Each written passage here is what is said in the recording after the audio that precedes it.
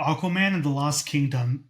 This is unceremoniously the final movie in the DC extended universe because of James Gunn's decision to pretty much reboot it with the DCU starting in I think 2025 with Superman Legacy. So this is actually the final one, but I was still very much excited about it because I the first one to me is a guilty pleasure. Um, I've seen it twice. I have fun with it. It's not some amazing must watch movie, but it's definitely a movie that has some cool world building, knows what to do with its story and its world, knows not to take itself too seriously, but still Mhm. tell a big story. I'd put it at the higher end of the DCEU. But this one, let's start with you. What did you think of Yeah. this newest one? Yeah, man. So lifelong DC fan.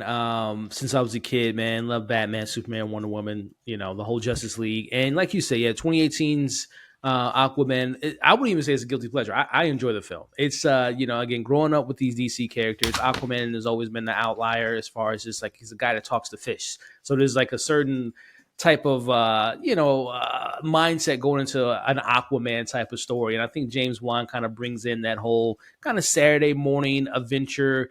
Trying to make this Aquaman character that's always been kind of dumped on for the years of being kind of a lame, duck type of superhero. But I had fun with that film. And going into this one, as you mentioned, it's the end of DCEU. It's a weird film to kind of end things on for 10 years, but as I did with 2018 and the same with this one, I had fun with what was given to us. Sure, there's some flaws in the story, the narrative, logical things that just don't add up. There's some moments of like cheesiness, campiness. I love James Wan, and especially when it comes to his horror films. But when he dived into these blockbusters, Aquaman, Fast and Furious, and now this sequel, he to me kind of digs into his bag of like Sam Raimi type of filmmaking, where it is campy, it is over the top. He plays into the comic booky type of elements of having fun, and sometimes, like I said, at a fault, it can interfere with some of the narrative and the storytelling and the consistency. But overall, I would say I had fun with this adventure of the king of Atlantis, an earthling trying to bring the two worlds together while also trying to be a dad and a brother to a supervillain by the name of Orm. So there's some good to be had and some fun to be had with this film. That Sam Raimi comparison is interesting because it's like to an extent in both Raimi's Spider-Man movies and in this one, like there's weird, corny things going on, but it's kind of taken seriously in that world, Mm-hmm. which I thought was like kind of what made the approach to Aquaman really cool.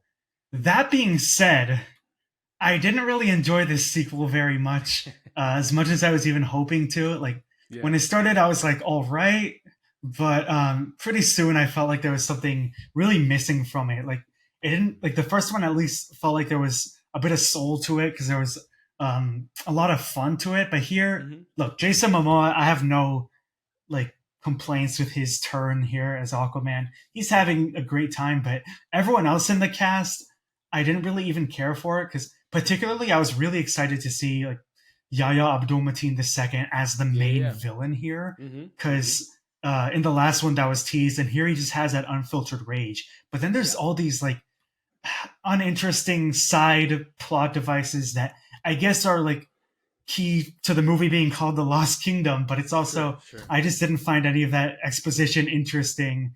Mm-hmm. And yeah, I don't know. I also thought besides like there's a really cool scene. What's in the trailers that like Black Manta's basically invading Atlantis. That's Yeah. a great action scene. Besides that, I Mm-hmm. felt like a lot of the action missed the mark in this one. I don't know. Mm-hmm. Yeah, I mean, there's definitely some shortcomings to be had. But again, for me, growing up with these characters and kind of knowing the what Black Manta brings to the comic book stories of Aquaman is someone that is, says some kind of out of the off the left field type of comments. He's very sassy in a certain extent, and I think Yaya definitely is someone that's playing like a '90s type of villain in a sense of just like one-liners, very just kind of one-dimensional of a sense. But yeah, I think just kind of I don't know. He's just such a, like you mentioned, he's such a fantastic actor. And I know he made a comment a couple years ago Mhm. about just like how he feels about being, superhero movies can be cheesy and corny and whatnot. So yeah, no, I enjoyed the first one more than the second one. And yes, I think the action isn't as visceral or as innovative as the first one. But again, Yeah, I'm exactly. having fun with this, these two brothers, especially with Orm in the mix. I'm such a Patrick Wilson fan. He's just, whether it's Watchmen and obviously this, I just think he fits into the world so perfectly. I really, the thing that carried me through some of the disjointedness in the story was that kind of brother buddy cop or brother cop, adventure that they go on from, trying to stop Mantis. So, but I do agree with you with the subplot involving, which is also in the trailer, this Lost Kingdom and this kind of Lord of the Ringsy type of possession old king thing that they had going on with that stuff was kind of the weaker elements of the film for me, for sure. Yeah. It wasn't even the black trident. Like whenever Yaya's with the black trident, Yeah. that stuff I think is kind of cool. But Mhm. every time they say the word orichalcum, was that the word? I just like was Yeah. rolling my eyes. It was this Yeah. weird plot device. I don't know. The first one is also a bit longer, so it had a little more Yeah, room it to is. breathe. This Mhm. one, the pacing I felt was just, I don't know if too rushed, because I guess it works a little more for the movie, but also Yeah. like some of the editing, the song choices were really generic. Like there's songs that we've Mhm. heard in a bunch of these sort of movies. Yeah, yeah. Um, or yeah, Patrick Wilson, he did the job well enough. Like I think Mhm. they took Orm, like they took that in the right way after the first movie, which Yeah. I don't know if it was exactly teased, but it was like it was definitely what we as the audiences were looking forward to, is seeing them come together. Yeah, yeah. But I think It's the it was Thor kind of Loki the whole relationship. yeah, the Loki being broken out in Thor: The Dark World. It's the same thing. Mhm. But Mhm. I do think it's like the main thing that saves it is Momoa's delivery of Yeah. like him saying like "I love you, brother" and all this stuff. And Patrick Wilson has some silly moments, like in a way, fish out of water, Literally. Atlantean out of water Yeah, moments. yeah. Exactly, yeah. But also there's also again like some scenes like there's actually a character who I didn't find out until later is voiced by Martin Short.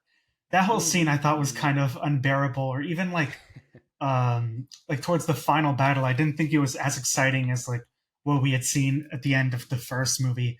Dolph Yeah. Lundgren also was really weird in this movie, even He's more just so than there. the first one. Yeah. He was head scratching a little, like his line delivery. I don't know.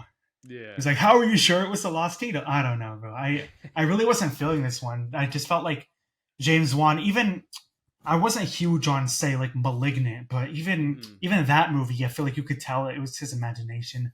This one, I kind of just Yeah. felt like it Yeah. was a more like watered down, chop like jumbled together version of the first.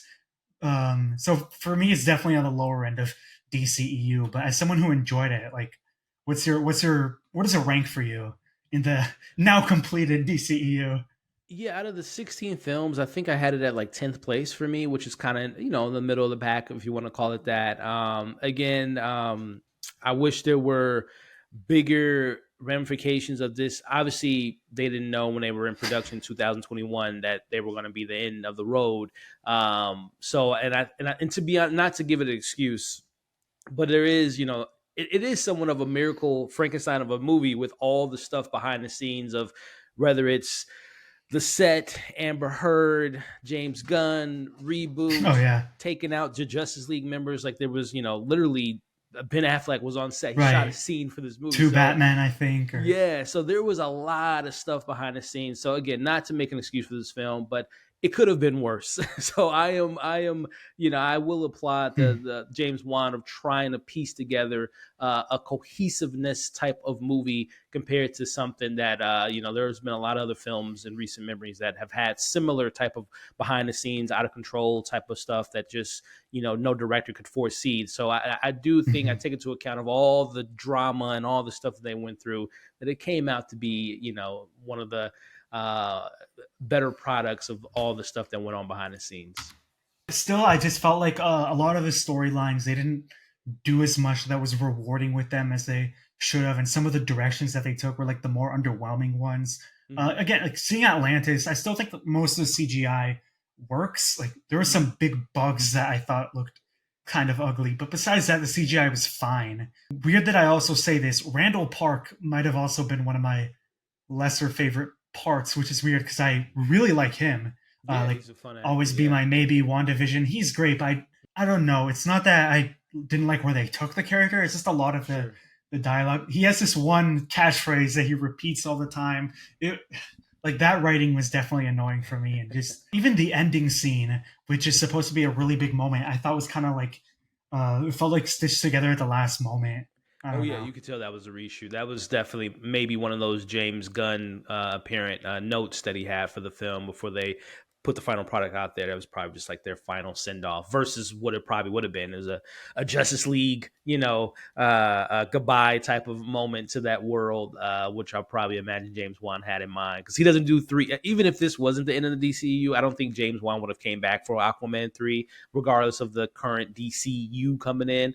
But I think there would have been a much more of an impactful ending if it would have stuck to this original plans.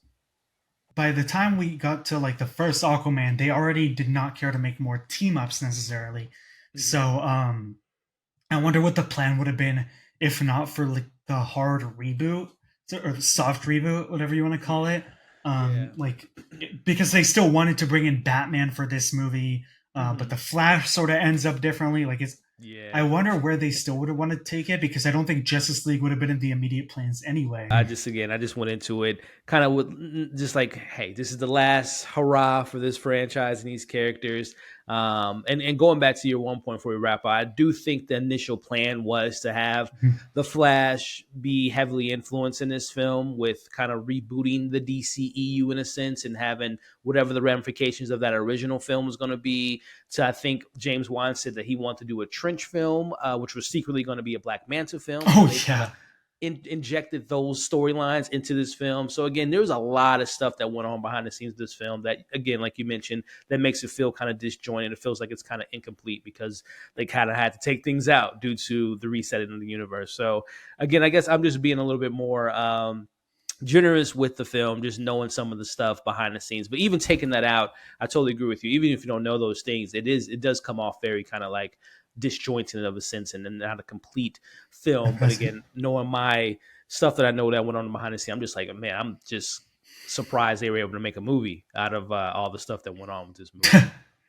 Yeah. Look, I think we both in with the expectation of like we just want to have fun. Yeah, yeah, Because I went in with the memory of enjoying the first movie, seeing it in yeah. theaters, 3D and everything. Mm-hmm. And you came out a lot more pleased. I came out not very pleased, even though Yeah. it's not a movie that aspires to be anything amazing. But still, I felt Right, pretty right. disappointed. I think in the first movie, just the world building Yeah. and the energy complemented that a little more. And here, the national treasure stuff feels a lot more generic, and the overall Yeah. directions of the plot devices I just didn't care for as much. I think the first movie it kind of just got what it was aiming for, Right, but yeah, like you right. said, there was so much post production mishaps that I It affects can't it. believe Yeah, that it even affects like the still film. came out in 2023. Yeah. And that's the unfortunate thing about all the DCEU films that came out this year. Shazam, Flash, Blue Beetle. There's just so much of just like number one, superhero fatigue. Number two, just knowing that there's another universe Mhm. coming. These characters and stories won't have any continuation. So there's just so much going into this, just the experience of walking into this theater and seeing this film that comes with it. That's unfortunate. That, kind of taints the experience. Yeah, I fairly enjoyed those other movies that came out from the DCEU Mm-hmm. this year. None of them amazing, but I had a good enough time with them. Yeah. But Yeah. even then, I think it was a huge mistake to announce before them that they weren't going to matter.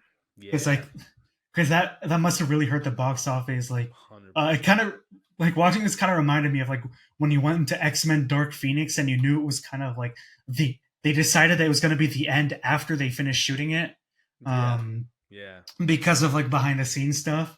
So yeah, that was an interesting decision because I remember like Black Adam came out, everyone was excited about the Superman thing. Superman, Then like man. a month later, they were like, nope, no more Superman. Actually, my bad. Yeah.